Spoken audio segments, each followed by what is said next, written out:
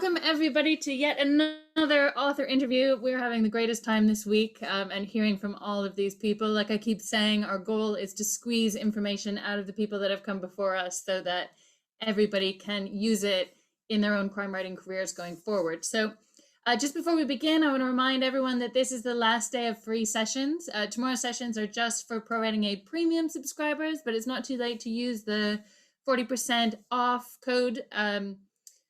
You'll find it on the Crime Week Hub. I've been told from so many people that Peter James is an incredible interview. And the head of the International Thriller Writers told me to make sure that I ask about the coffin story. So I don't really know what that means, but I'm definitely going to ask it and find out. And we keep coming to the end of sessions with Graham Bartlett with 50 questions still in the Q&A box. So if your question for him hasn't been answered yet, I think tomorrow should be a smaller group, and hopefully we'll be able to get to as many as possible because we're just spending a whole hour answering your questions. So join us for that. And I know we've been talking a lot about the 3-day challenge that we're running in May as part of the ProWritingAid University annual subscription. We run these challenges every month with a different topic. So throughout the year, we're just going to keep pushing you to stay productive and working on your craft. And Haley is there to give you the kick up the backside that you need. There's also a whole range of live events in there. We've just confirmed that Catherine Armstrong, who did a session with us, she's the Deputy Publishing Director for crime and thriller fiction at Simon Schuster. She's going to come along and do a live session for our group there. Who else did we say? Lee Russell is also going to come and spend some time with that group, and Graham is going to come and do some police advising there as well.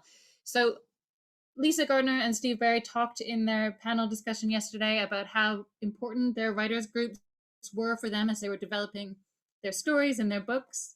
And so we really want to help you find your writers group and the people that are going to help you make it all happen. Okay, and that's all I'm going to say about that. Let's get to our guest. So my guest today is Fiona Cummins, who I hope is going to appear from the ether any second here. Ta-da! Hello. Hi. Good evening, everyone. Fiona is the award-winning author of Rattle, The Collector and The Neighbour, and her newest book, When I Was 10, came out last week, 2 weeks ago? Last week, yeah. So I'm still in my first full week of publication. How exciting. Well, it's great to have you here. Fiona, you may not remember that we actually did meet about 3 years ago at a fundraiser for Shine Cancer Support, and we had a nice little chat, and Rattle had just come out, and I went home and I opened it and I read the first chapter, and then I was like, nope, I can't do it. Because in the first chapter, a 5-year-old little girl gets kidnapped from a playground. There's no spoilers in that happens straight away. And I was like, I have a 5-year-old little girl. And she's at playgrounds all the time, and I couldn't do it. I had to put it away for 2 years because it was a little bit too close to home. Do you find that? Do people... It's interesting. It really is interesting that, because Rattle, particularly, which is my debut novel, is probably my darkest of all of my 4 novels, I would say.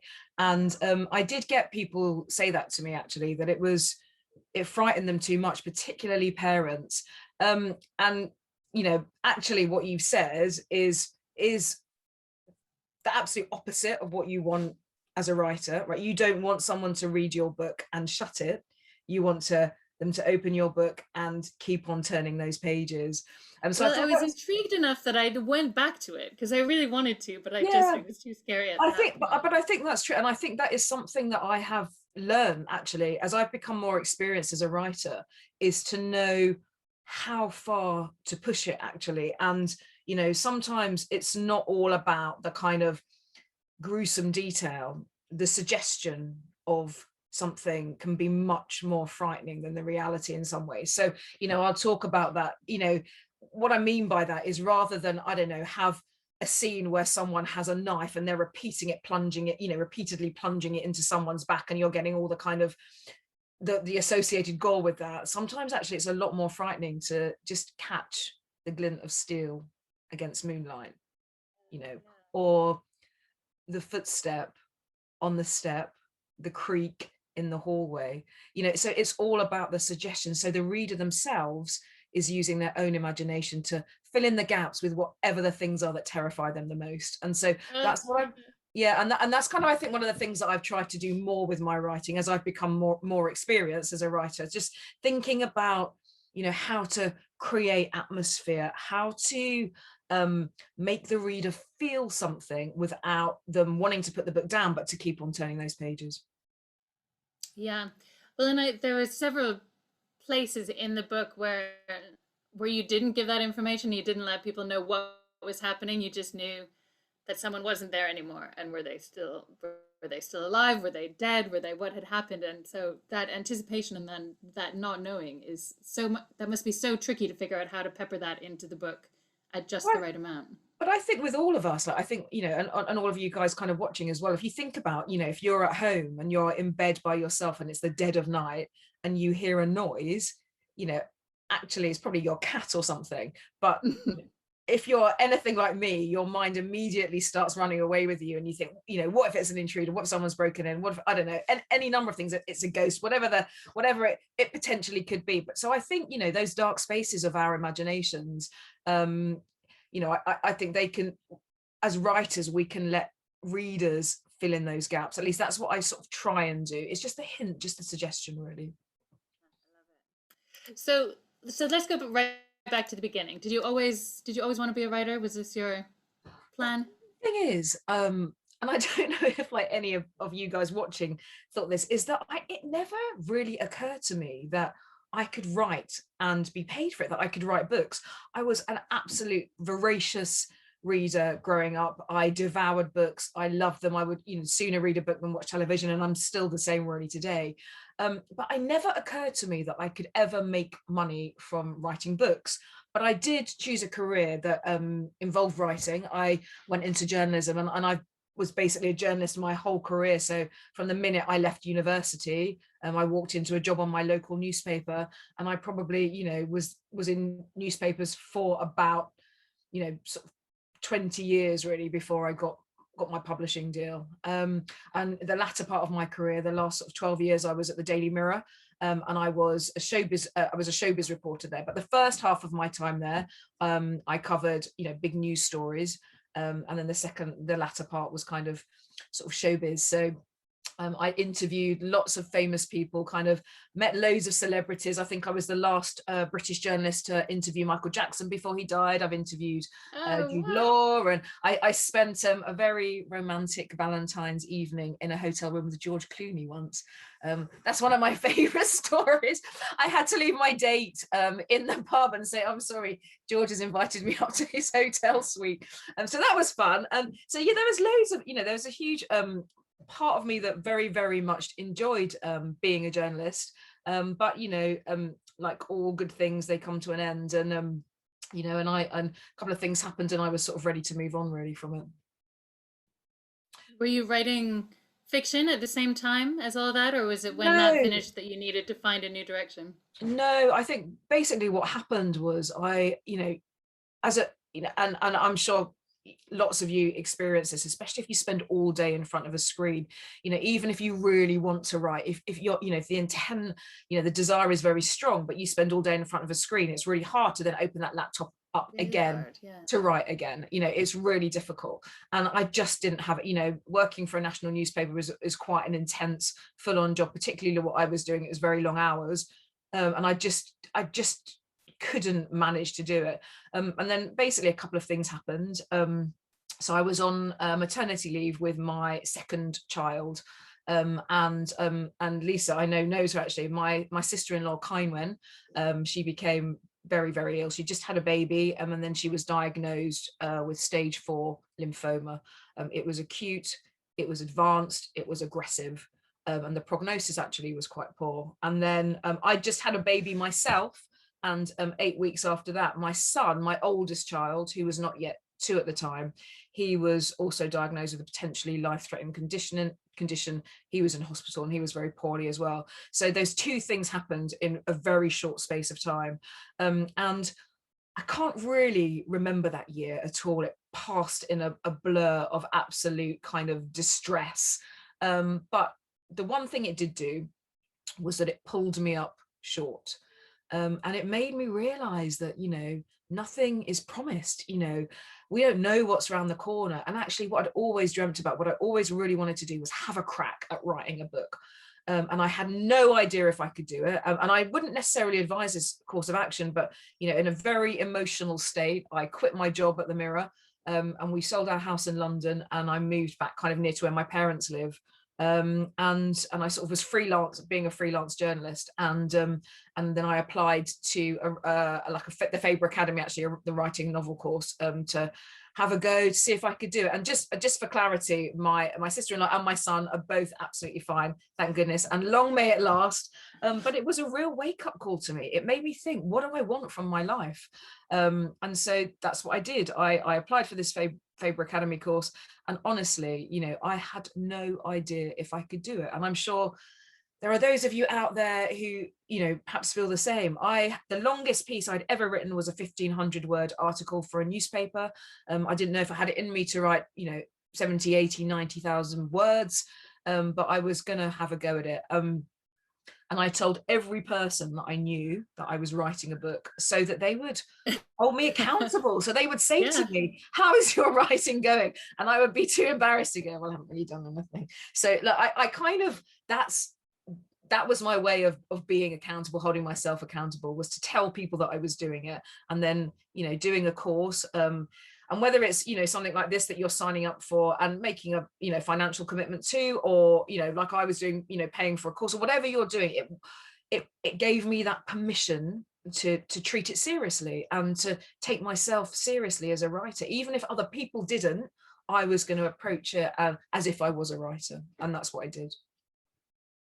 I love that. It makes such a difference to change that perspective from it being like a hobby thing that maybe you might do at some point when you've got this magical spare time that never materializes. Like there's not going to be a time in the next 10 years of your life where you think, oh, I've got loads of spare time where I can just do this project. But as soon as you invest in it and put some money in, like I'm such a cheapskate that if I put money into something, then I'm going to get my money's worth, and I'm going to do the courses, and I'm going to watch all the videos, and I'm going to make it happen. And the thing is, and I remember there was a lady on the course whose husband sort of very much kind of regarded it as a hobby, as just something she was doing to kind of, fill her time, keep her occupied. And, it was never, ever like that for me. And even if you have, people in your life who say that to you, right? They can say that if they want, they can say that, but actually you're the one that's doing the work. And, you are absolutely entitled to take yourself seriously, and you should, because the truth is, if you don't believe in yourself, right? If you don't advocate for yourself, no one else is going to. And the only person that can write that book is you, by sitting down every day and writing. And, it's absolutely true, particularly people who might have full-time jobs, part-time jobs, caring responsibilities, children, you're looking after elderly parents, other responsibilities. It is hard. We are all time pressed. But what I used to do is try and find, all of those kind of, I used to call the sort of spaces in between, so I don't know, sometimes I would be cooking dinner and I would have my laptop open and I would still be writing. Or, people often talk about, or get up at 5, or, do this and do that. And I think, that is easier said than done. But I do believe that you will always find little spaces in your day, where you might spend half an hour scrolling, on your phone. Don't go on social media for half an hour, just write for that half an hour, or do it in your lunch break, or do it on the train, write in your phone if you have to, or anything, just. And you don't have to write a lot. That's the other thing. I think that's a real kind of, people think that they should be writing loads. I don't. Even now, as a full-time writer, I have days where sometimes I wouldn't write more than 300 words. I don't put myself under pressure like that. I don't say to myself, right, you've got to write 1,000 words, 1,500 words. I just say to myself, try and write a little bit every day, because that keeps me in my story. It keeps momentum going with the story, and it keeps it fresh.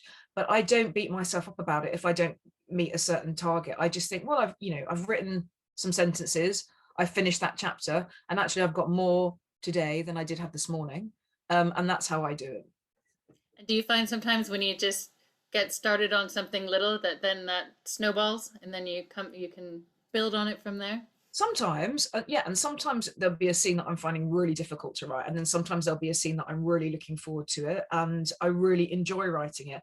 I sometimes do this little trick where when I'm leaving my writing for the day, that I leave it mid-sentence, so that Yeah, you I've can heard go that. straight back into, straight. I think about it, if I'm, I don't know, chopping mushrooms, or I don't know, having a shower or whatever, I think about what I'm going to be writing. And then when I start the next day, I've got that half a sentence there and I can go straight into it. And it just stops you from, that blank page, that fear of that blank page or that new chapter, and thinking, God, what am I going to write today? You think, well, I'm already part way in it. So there you go. And off you go and away.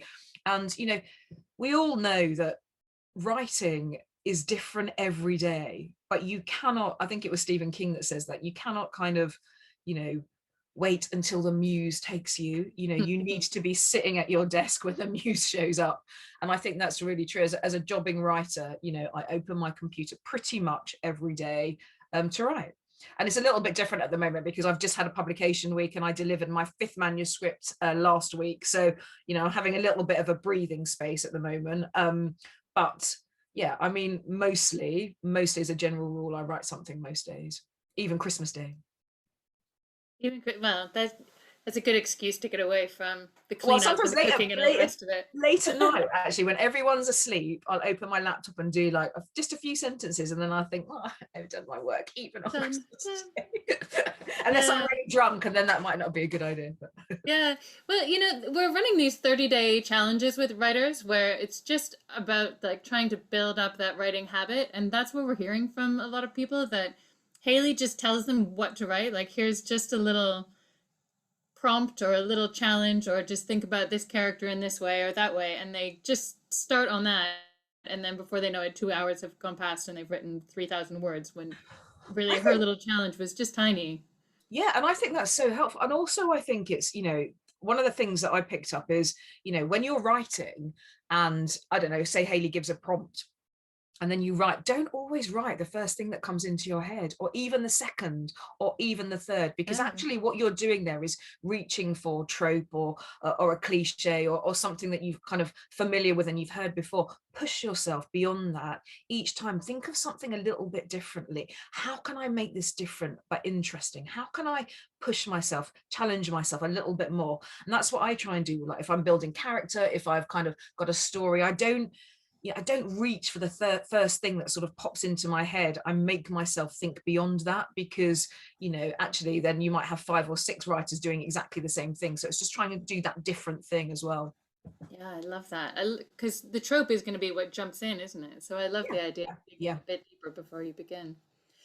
So, so when you took that Faber course, what was the thing that you learned in that course that you didn't know and that made the biggest difference to your writing? This sounds completely ridiculous, right? And so simple and obvious, but it was: finish what you start. And what I mean by that is that when I started writing, like when I started taking my writing seriously, I would write one chapter and then I would polish, edit, polish, edit until that chapter was absolutely perfect.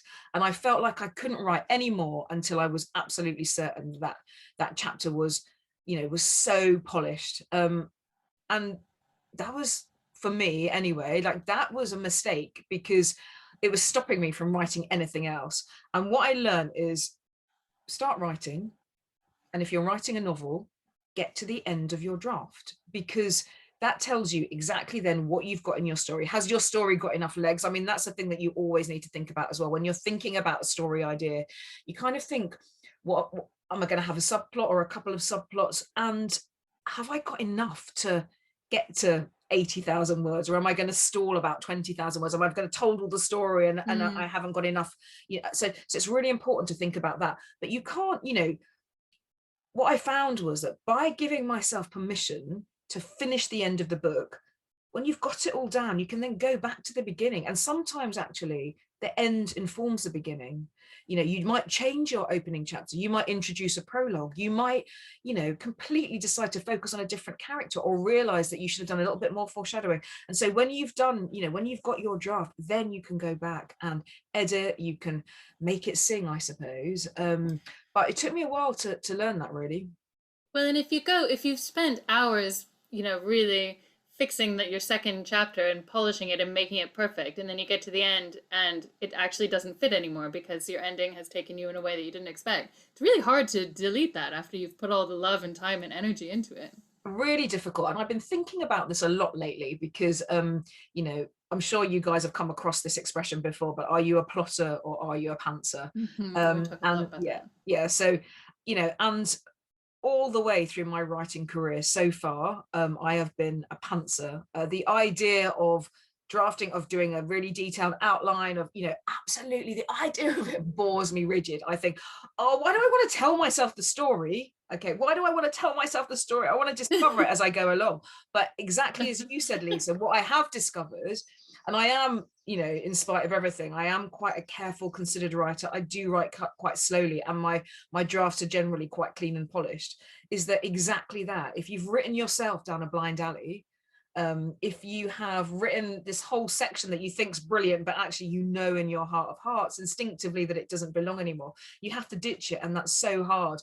So, you know, I'm kind of struggling with that a lot, because I've always been, oh, I don't want to, like, why do I want to write an outline? I want to just, you know, I'm a writer, I just want to feel it. And then I think it was Sophie Hannah who said this, which is, you know, why would you build a house without putting the foundations in first?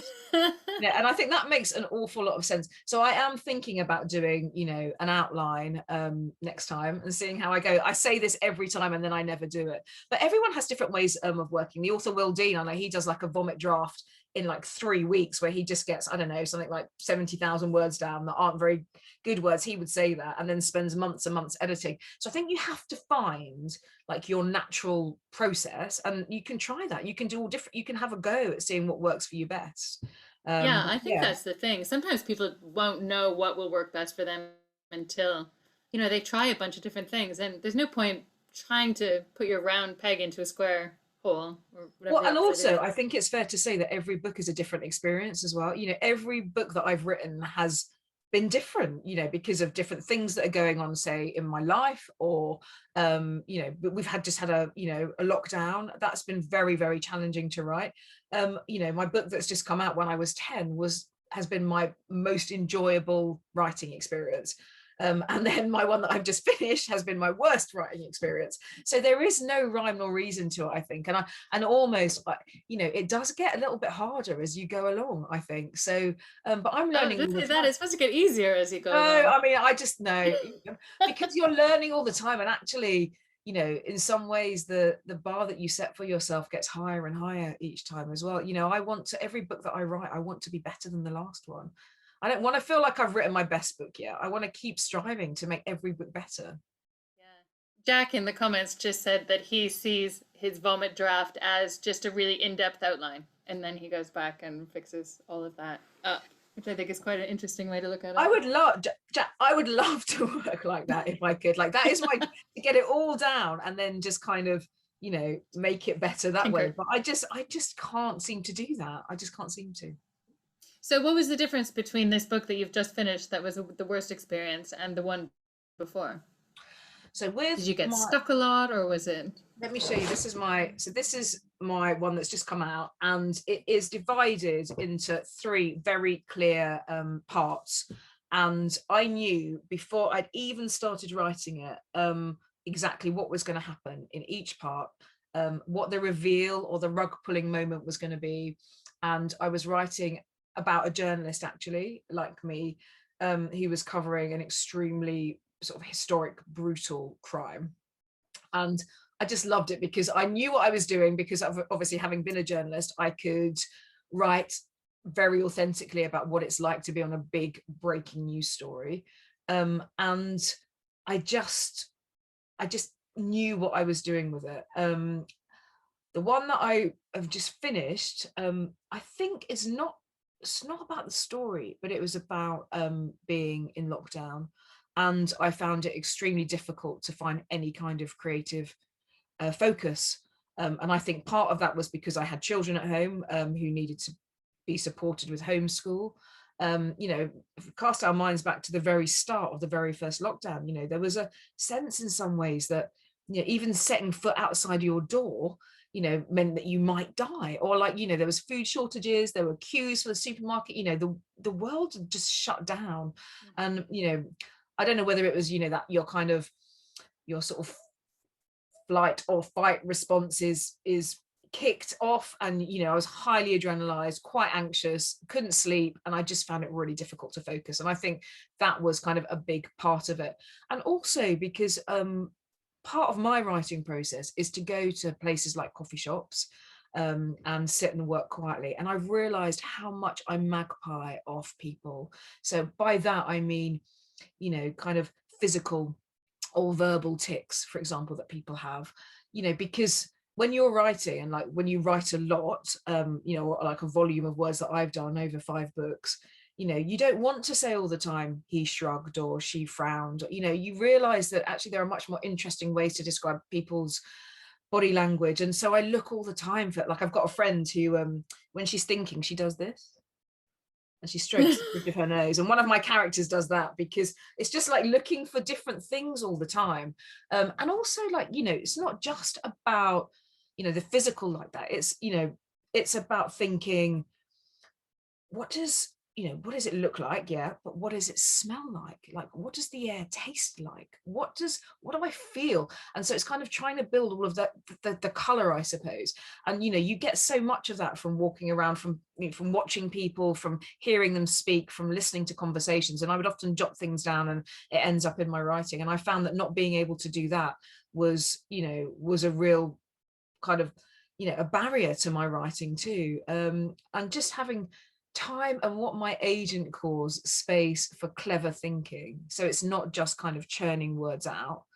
It's like thinking, you know, how you're going to make the story, what that kind of alchemy that happens, that you don't almost realize it's happening, but you know, in your brain somehow you're making connections. And you know, it's like a kind of magic, but you need sort of space and time for that to happen too. And it was just difficult during lockdown. So I think that was it, but it's finished now, thank goodness. So Yeah, I mean, I think everybody found during lockdown that their external input, all the things that like are constantly coming into your mind when you don't have such a tiny geographic footprint, just makes a big difference to how you think about the whole world and how you find that sort of and space. just ability to kind of concentrate. I couldn't concentrate very much on television or on reading. And just, I mean, I don't know if anyone else felt this, but there's just this general sense of apathy. It was really difficult to Mm. motivate oneself to do anything because there wasn't much to do. And, you know, it was fine kind of at the beginning, but then, you know, as it looked like it's going to drag on, and you know, I just found it so difficult to motivate myself. But, you know, slowly but surely it came back. And you know, and obviously a pressing deadline focuses the mind. And you know, having been a journalist, the idea of missing a deadline is absolute anathema to me. I mean, lots of writers will say, what was it Douglas Adams say, I like, you know, I like the whooshing sound that deadlines make as they go past or whatever. But Great quote. you know, but for me, I try always to meet my deadline. I'll get as close as I can to my deadline, because I just feel that's my professional responsibility. But you know, everybody's different, but that's me. And so yeah, I had a deadline, so I had to get on and write this book, and I did. Great. Okay, so we've talked a bit about planning things in advance or making it up as you go along, but where do your stories begin? Do they begin with a person, or do they begin with your crime, or do they begin with a crime scene? Where's the initial germination of your idea? I think it's quite difficult to say, and I think it's different again for every book, but generally speaking, it's either something that kind of catches my eye, catches my imagination. People talk a lot about a what if question. I think that happens too. And certainly kind of in the book that's just come out, I read something, and it was about the child killer, Mary Bell. I mean, I don't know if any of you are familiar with her story, but she basically, when she was 10, she killed one child, and a couple of days after her 11th birthday, she killed another. But that wasn't actually the part of it that caught my attention. It was reading that when she had served the time for her crime, when she was living quietly with her family under an assumed name, the press tracked her down. They found out where she was living, and they were preparing to expose her identity. And she had to wake her young daughter up in the middle of the night and tell her exactly who she was. And it Oh was God. that that captured my imagination. What would it feel like to have to tell someone in your life that you had committed a terrible crime? And that was kind of really the starting point for kind of when I was 10. So I think it's all of that, something that you might read or something that just makes you think, oh, you know, I remember, I don't know if you've heard of her, I'm sure you have, Cas Tudor, CJ Tudor, and she was saying that she was on a motorway once, and she was stuck behind a car in a traffic jam, and she was just looking at the car in front of her, and there was a child's face looking out of the rear windscreen, and she was suddenly started thinking, God, imagine if, you know, you saw that child and it was your child that had been abducted, whatever, 3 years earlier or something like that. And I think it's always like, you know, it's when you're almost having a quiet moment, when you're letting your mind wander, just let Yeah. your mind wander, and then something will pop into it and you'll think, wow, that would be a great, you know, that would be a great idea for a story. And so, yeah, I just kind of, you know, and I test them out a bit, and I think, you know, what could I do with that? How could I make that into a book? It's one thing to have, you know, the sort of kernel of an idea, but how can I make that into a compelling story? And, you know, in kind of my one that's just come out, I was thinking a lot about, you know, that shades of grey. So, you know, can you ever really be forgiven for something you've done? Do you deserve a second chance? Do we deserve a second chance if we've done something terrible? What, you know, what about rehabilitation? Do people who've committed terrible crimes, do they deserve a sort of chance at rehabilitation? You know, all of those kind of concepts. And that's the thing that fascinates me endlessly in every book I've written. It's the shades of grey. It's that space in between, you know. And when you're thinking, I suppose, about creating character, it's something that I try and do, and you know, and I'm learning to, but you know, it's about, when, say, I don't know, I write a lot about serial killers, for example, you know, about not creating a 2D character, you know, almost the caricature, the kind of brutal murderer who just does what he does because that's what he does. Actually, what you have to think about is, yes, okay, so he does these awful crimes, like he does these terrible, terrible crimes, but he loves his wife, or, you know, he cares for his pets, or, you know, and by the same token, you know, I'm sure most of us, I know I have, you know, I consider myself a good person, but have had really dark thoughts in the past about people who might have wronged me, or, you know, you think things that you wouldn't necessarily want the rest of the world to know, you know, you know, and it's about that, you know, good people can do terrible things as well, you know, good people do bad things. So it's thinking about that kind of 3D character, making them as rounded as possible. It's not just, you know, it's not just black and white, it's a gray space in between, and thinking about that in your writing, how you can make that work for your character to make them more relatable, more universal, because I think that is always what a reader responds to. It's that universal idea, something that they can see themselves in. Yeah, that familiarity. Like it's bad, but it's also something that I can feel in me. Yeah, Yeah, yeah. that's such a Yeah, I think like if you recognize yourself, and because it makes you think that could be me, and I think, you know, what would I do in those circumstances, or, you know, and I think that's an eternally sort of interesting question, and because we're all, you know, we're all shades of grey ultimately, you know, we all have good and capacity for bad, and some of us have, you know, a great deal of bad in us and a small capacity for good, but, you know, we still occupy those, you know, those spaces, and that's what I'm really interested in my writing. okay. So in our Facebook group, I did a bit of a poll and asked how many people love editing and how many people hate editing. And it was like pretty 50-50. The people that found the writing, the vomit draft sort of painful, and loved fixing it, and then about 50% opposite. Where do you fit? I absolutely hate editing. I You hate hate it. Ah. Well, and I think this goes back to kind of what we were talking about you know, sort of whether you're a planner or a pantser, really, because, you know, when I start writing, I am really quite considered with my writing. I pay attention to every sentence I write. I don't just kind of bash it out really quickly to get the story down. I know writers that do that. The reason I don't is I think I just get really bored going over and over the same thing. And I think for me, the sort of magic or my love of writing is in that kind of, you know, that heat almost of creating a new chapter, a new character, a new sentence. That's what I love doing. I'll sit there and I'll think, okay, I'm going to have this character, and what is she going to look like? You know, what's going to be her, what does she want? You know, what's going to be her Achilles heel? What, and like all of that. And then, or, you know, or if I'm painting, like my book that I was writing over lockdown, it's set in quite an affluent sort of seaside town. And I thought a lot about, you know, the kind of the smell of the salt in the air, and the sound of the birds, and, you know, what the light looks like as it's kind of hitting the water and all of that. I love that kind of writing, but trying to write in a way that hasn't, you know, isn't the easiest way to write, but the, you know, an interesting way to write. And I love that kind of white heat of creation, I suppose. And so going back and editing, I'm like, oh, I've already read this bit and I've got to edit it and like make it better, and I've done my best already, how can I make it better? So that on a kind of line by line basis. But what I do enjoy is the process of giving my draft to my agent and my editor and hearing their input, because, you know, they're both, you know, very highly respected individuals, really professional, and they have, you know, it's a different pair of eyes looking at it, you know, who can say, well, I didn't understand this bit, or I think, you know, you need to, and this is, I mean, this is kind of one of my absolute key flaws in my writing. I know it and I still do it, which is my agent, and it goes back as well to what I was just saying about making sure that your characters are rounded as possible.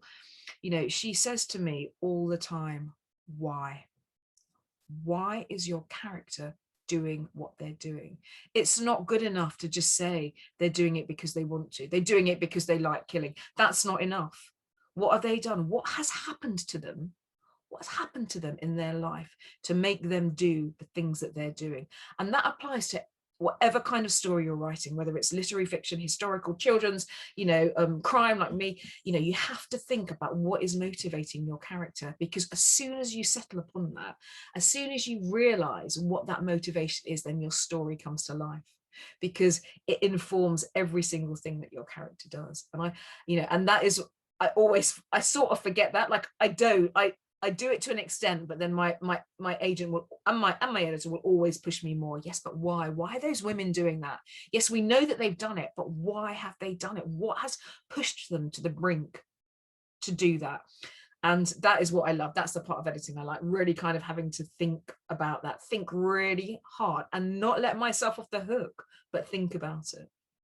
Love that. I feel like everyone watching, why is the question that you need to have as the central, probably the central question in your book, and your central question about your characters, and your central question about the crime that's in your novel, right?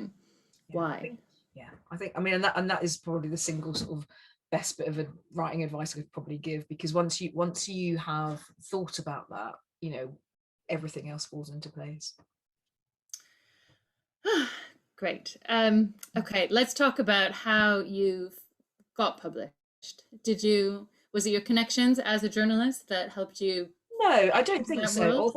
Although I think my, like, you know, if she's being honest, I think my agent would say that she likes working with journalists, because you're used to deadlines, you're used to editing, you're used to you know, you're used to working with words, I suppose, and you take criticism on. I mean, I'm really happy to take criticism on the chin all the time, and, you know, because actually we all want the same thing, which is to make the book the best it can be. And, you know, so I'm really happy to do that. But I think, no, my sort of publishing story, and I would like to, you know, share this as quickly as I can really with you guys, is because, so I did the Faber course, and I'll be as quick as I can, but kind of at the end of that, you were invited to read to a room full of editors and agents, and you hoped that you got some interest in your work. And I was really lucky. I had, I think it was about 7 kind of agents contacted me to say they liked the sound and the idea of what I was working on, which was Rattle, my debut. And I hadn't finished it by the end of the course. So I went off and finished it. And I had a kind of a sort of wish list of agents. So I sent the manuscript out to those agents. Although what I would say is, if any of you are in that position where you are looking for an agent and you have an agent in mind, it might actually be prudent to send it to a couple of agents that you're not so worried about first, because you might get some feedback. Like if they reply immediately and say, send me the first 3 chapters, send me the rest, I love it, I love it, I love it, you're onto something. If they're a bit like, no, sorry, this is not for me, I think it needs work, then you can think to yourself, well, I need to go away and do a bit more, and then I'll send it to my dream agent. But anyway, to cut a long story short, I got the agent, and I got the agent that I wanted. And the reason I went with her was because she said to me, yeah, it's good, isn't it? But we can make it better. And then she said, and I'm really gruesome as well, I'm really tough. And I thought, brilliant, that's exactly what I want. I want someone to kind of make it as good as it can be. And I was in a really fortunate position. There was a bit of buzz about my book, and an editor at a publishing house, she even went to the trouble of ringing around lots of literary agencies to try and find out who was representing me. And anyway, I finished the book, and my agent drew up a short list of 5 publishers to send it to, and off it went. And one of those editors, she took the morning off to read it, and it was all very exciting. And every single one of those publishers turned it down. Every single one of them. And it was devastating. But there was a glimmer of hope. So the editors, some of the editors, they liked my writing. And what they said almost universally was that, and this is another thing to think about with your writing, that it was half horror and half crime. And I needed to think about which way I was going to jump. Which shelf it's going to sit on. Yeah. That's the thing. And the thing is, like, what I'd wanted to do, I wanted to kind of do, I wanted to be like the Stephen King of crime or something like that. That was kind of how I was thinking about it. But clearly, obviously, I hadn't done it successfully enough. And, they were thinking, where is this going to sit on the bookshelf? Always, because that's the bottom line for a publisher. Where are we going to pitch this? How is it going to sell? But I was offered the opportunity to do what they call a revise and resubmit. And that is where you are given notes, and then you go away and rework your book, and then it goes on submission again. So that's what I did. And it was tough because the editors, they all said different things. One of them wanted me to turn it into a police procedural. Another one said it was a psychological thriller. And I was sitting there, and in the end, I said to my agent, I don't know what to do. Like, what am I supposed to do with this? They're all saying different things. And she said to me, trust your instinct. And I think, I'm sure some of you will know what I mean by that. Like, you have to trust your gut. Okay. So with your writing, that's part of writing, it's almost an innate instinct. And she said to me, your instinct has got you this far, so trust it. And so that's what I did. I went through the notes, and I cherry picked the bits I liked best, the bits of advice I liked best. And then I reworked my book. And so what do you think you changed? What swung it from, because I assume you ended up on the crime shelves as opposed to the horror shelves. So what were the, I think, well, because how did you pivot? Almost all of the advice given to me was that crime is the biggest selling genre at the moment, and your opportunities are much greater. Horror, I love horror novels, but it is a little bit more niche, and unless you're a kind of huge name, unless you get that attention, it's hard. It is a harder sell. That might not matter to you.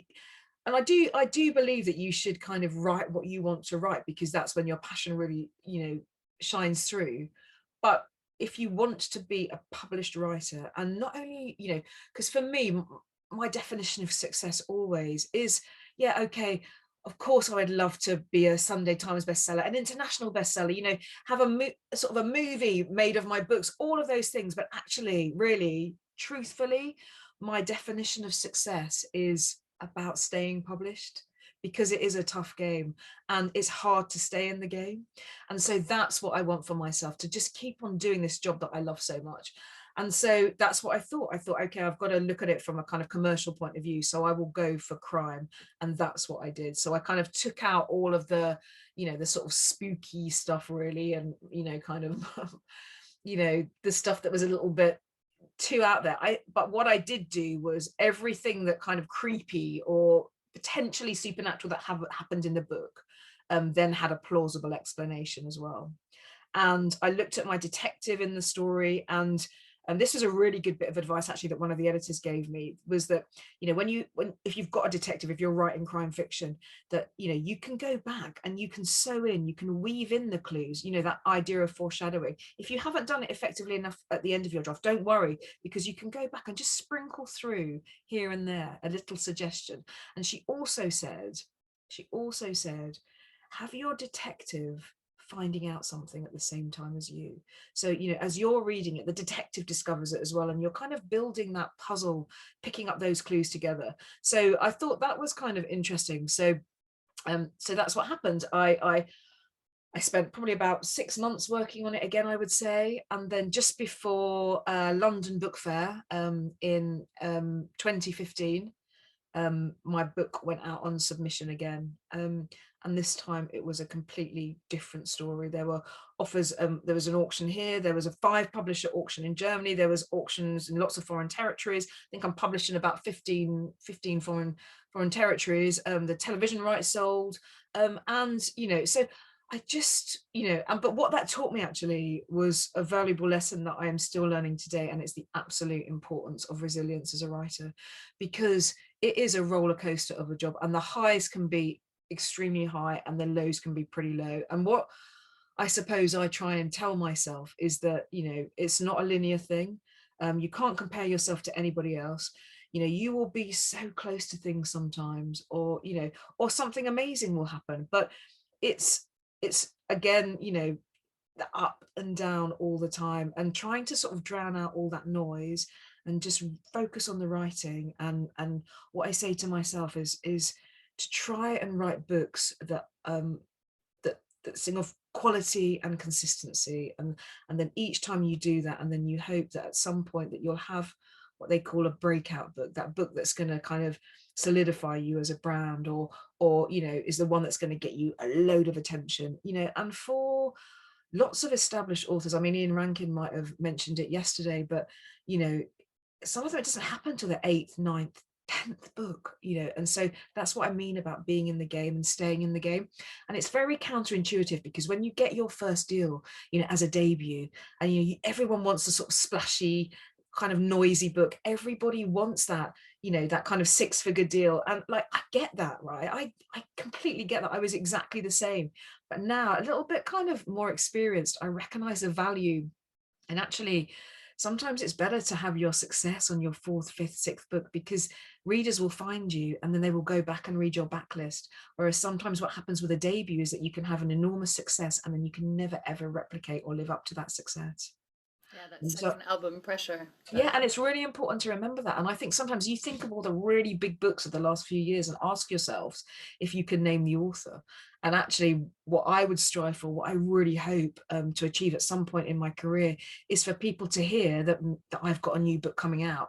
They don't need to read the blurb. They just know that they like my books, they like my writing. And so they'll order it, they'll pre-order it anyway, because, you know, they like what I've done in the past. And I think that is a real sweet spot for most authors. That's what we would strive to, is have loyal fans or loyal readers who like what we do.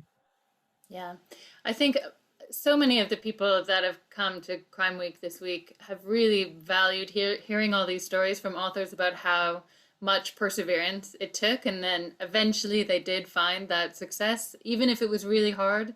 Because Steve Barry was saying, "I'm really sorry to tell you this, but it took me 8 years of hard work before I found my publisher and my place." But everyone was saying, "But actually, that's exactly what we need to hear." And Because also, and I think it's, I know you've got Peter James on it, and like, and he's, you know, such a huge kind of success. But I remember hearing him speak once, seeing him speak, and he said the thing is, okay, so what you want to do, what you aspire to, is to break the Sunday Times top 10, say, and then you hit number 7, and you think, okay, well, next time I'd like to be number 5, and then next time, you know, you're number 2, and then when you hit number 1, you don't think, hooray, I'm number 1. You just think, when your next book comes out, well, anything less than number 1 for me yeah, is good, you know. So it's, you know, everyone's kind of definition of success is different, but I think all of us, you're just constantly striving all the time.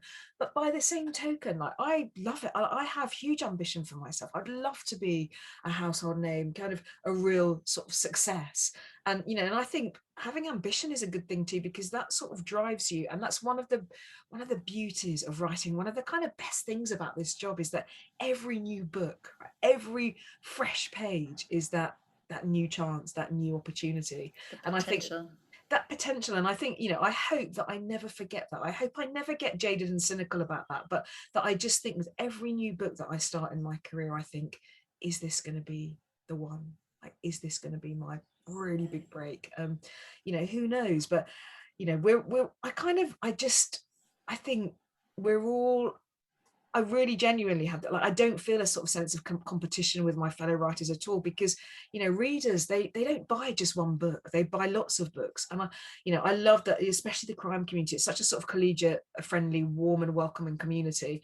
And I love that. And I love that I feel like we're all in it together. And I have a really tight circle of friends that I have made through writing, who cheer me on every day. I mean, I think out of all of my friends, they're the ones that I speak to every day, because there's always someone to go, you know, there's always someone going, my career's in the toilet, or how do you get rid of a dead body, or, you know, and there's always someone around to kind of answer that question. And I love that about it. And do you feel quite comfortable with your ambition and with your sense of self, or do you suffer from the same imposter syndrome that so many of us? Oh God, I mean, I say about being ambitious, but absolutely. I mean, you know, you know, when I sent my 5th book off, and I was waiting for my editor and agent to read it, I couldn't, like, I had butterflies in my stomach, I felt sick, you know, and having a new book just out, like, it's a, you know, you sort of go from this kind of, you know, real high of publishing, but actually, you know, instantly you start worrying about sales figures, you know, about sort of critical reception, about whether your book's going to be in, you know, visible in a bookshop, in a supermarket. No, I mean, and you know, and all the time, like, even though people have said really lovely things about my writing, you know, I worry all the time, am I good enough? Is it good enough? And but I do think that once you stop thinking that, that's when you have a problem, because, you know, I do believe that if someone's paying money for something that I've written, and whether it's 99p on a Kindle deal or whether it's a 12.99 hardback, someone is still putting their hand in their pocket and paying for something, you know, out of their own money. And because of that, they absolutely deserve to have the very best work that I can do. And, you know, so I worry all the time about, is it good enough? Is this going to be the book that gets panned? Or, you know, is this going to be the one that people say, oh, I don't like this one, this was, you know, this was her rubbish book. You know, so yeah, all the time. And I don't think that ever changes, does it? I mean, I can't imagine ever being complacent about that.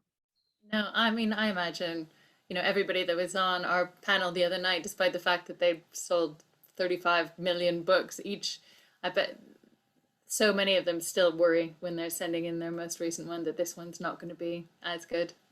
Yeah, and But particularly, maybe that fear is good. Maybe that's what keeps you striving for the best. I think so. It's that idea, isn't it, that you want to keep on doing your very best work.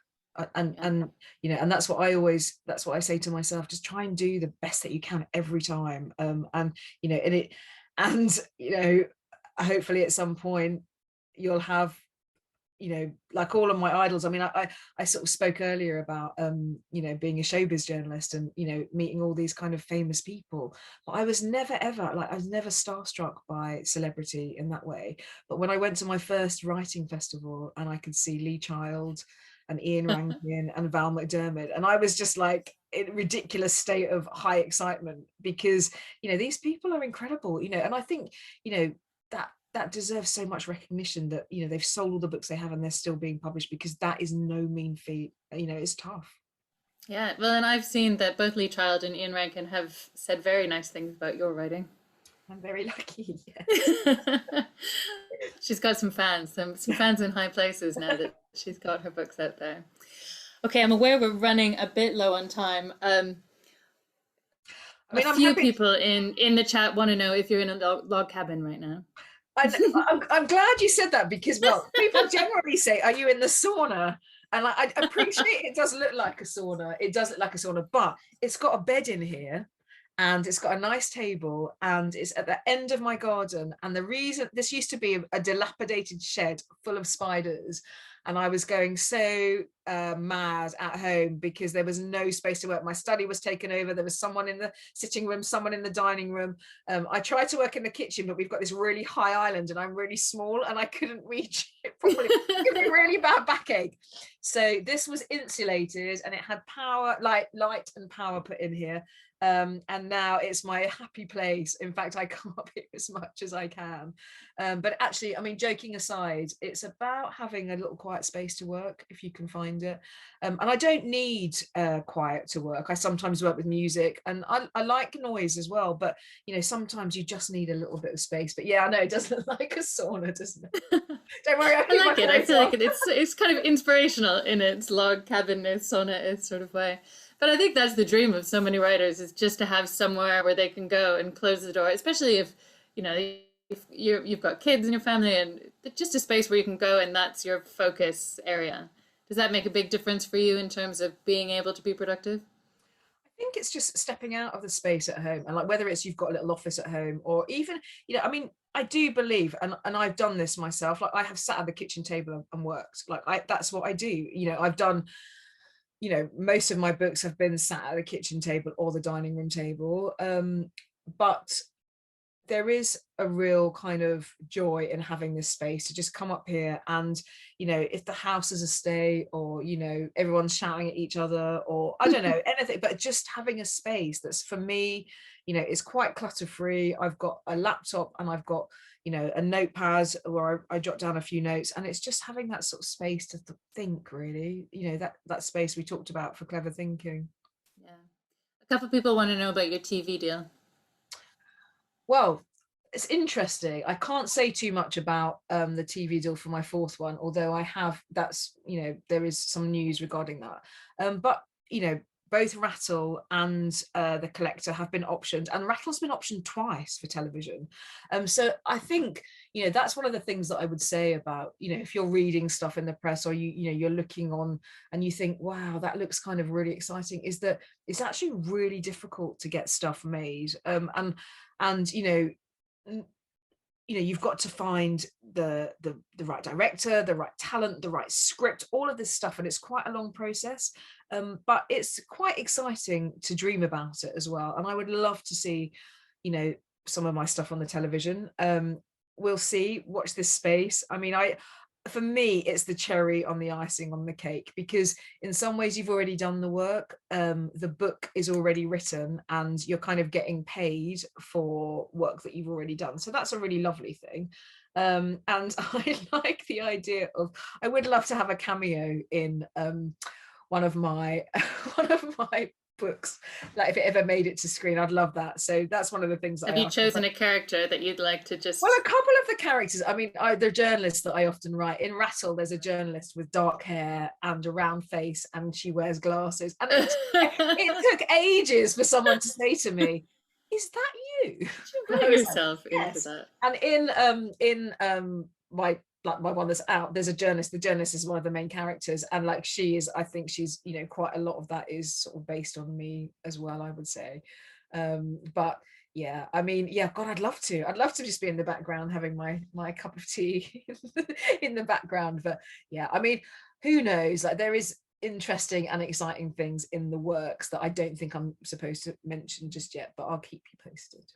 It must be when you find out that your book has been optioned, there must be a moment where you think, oh, it's all going to happen, and then does it just go quiet after that, and you just have to wait? No, I think, do you know what? One of the things that I've learned over time is to manage my expectations, because when I started, I thought, you know, and it may well happen for you guys that, you know, you dream of, you know, like bestsellerdom, you dream of, I don't know, being on at the time, the Radio 2 book club, or being on television, on, you know, radio interviews, the BBC, you know, all of this stuff, big broadsheet reviews, you know, all of this kind of exciting stuff that's sort of promised, you know, premieres, and, you know, and yes, these things are definitely kind of bandied about, and for some they are a possibility, and for some they do happen, but actually, you know, realistically, for most of us, they don't.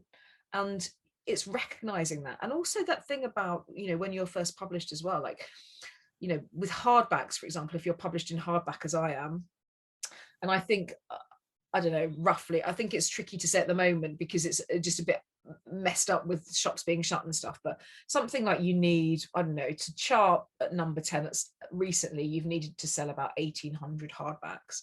And that doesn't sound like much at all, does it? Like, that sounds quite small, really. But actually, it's really difficult to kind of hit those kind of numbers. And so that's what I mean about managing your expectations, about being realistic. And what I would say to all of you, and I believe this so fervently, is that it is best to start steady and build slowly, build, but yeah, build, but start, don't worry about kind of mega deals or, all of the sort of glitz and pizzazz, just think about what you're doing and how to grow your career. And I think, because for me, it's about longevity and, thinking really, and I'm really fortunate to have a publisher who really back me and who believe in me and who are giving me that time and space to grow and grow. And, and my sales are growing with each book they're growing. And it's just about giving me that time for that to happen and how many years that will take. I mean, that's the only thing I wonder about sometimes, is like how long they give you, because in the kind of glory days, you would have like 8, 9, 10 books to build your career. They would give you that time and space. These days, we live in a world of kind of immediate gratification, and everything is supposed to happen much faster and harder. And so I wonder, what that means for writers like me. But I'll find out, I suppose, at some point in my career. I think people sometimes forget that there is that middle ground of successful full-time writer that isn't Stephen King. There's lots of people who can find their readers, find their crowds, find the people who are looking for the books that they're writing, and make a career out of it that way. And from a lot of the writers that I speak to, I think that's a definite frustration for writers, actually, that lots of publishers worship at the cult of the debut, but actually you're only a debut for one book. And then all of these writers who are kind of doing great things and have very steady careers, in some ways should be, deserve much more praise and recognition, and should be lauded for that, because it's harder to do that, to kind of maintain a career like that. So it's interesting. But my publisher is that Pan Macmillan. They're pretty good, and I think they're kind of very sort of even-handed with things, and it's just about kind of, slow and steady, I think. Yeah, great. All right, we're over time now. I don't know where these hours go. They seem to go really quickly. So thank you so much for being here and for sharing all of your insight. And I really wanted to say, and I say this kind of to most people, most sort of talks and things that I do, is that, if you have any questions, I know that sometimes authors come onto your Facebook. I can't do that tonight. I'm really sorry, unfortunately. But if you want to get in touch with me, my DMs are open on Twitter. I am on Twitter, and I'm really happy to kind of answer any questions, or, if you're unsure about something, because when I was starting out, there wasn't really anybody to ask, or there were loads of things that I didn't know, that I didn't understand quite how things worked, with all sorts of things, sales and acquisitions, or anything like that, those kind of things. So if you want to get in touch, or, say you, I don't know, have a choice of a handful of agents, say, and you're not sure which agent to go with, or if you want a little bit of guidance or, steer on that, please do get in touch, because I have had authors who've been incredibly generous to me throughout the course of my career, and I really like to try and kind of pay it forward if I can. Okay. Haley's just dropped Fiona's Twitter handle there, so you can go there. You may regret this. You may end up, there's over 150 people here right now, and you may get DMs from all of them by the morning. So, well, if I don't answer immediately, I promise I will answer. But yeah, I mean, just because, we don't, like, I still don't know what I'm doing half the time, but I do know a lot more now than I ever did when I started out, and I'm really happy to help, kind of writers who are finding their way, because we're all in it together, aren't we? And like, if I can help anyone, I'd love to. All right, with that, we'll sign off. Thank you again so much for everything.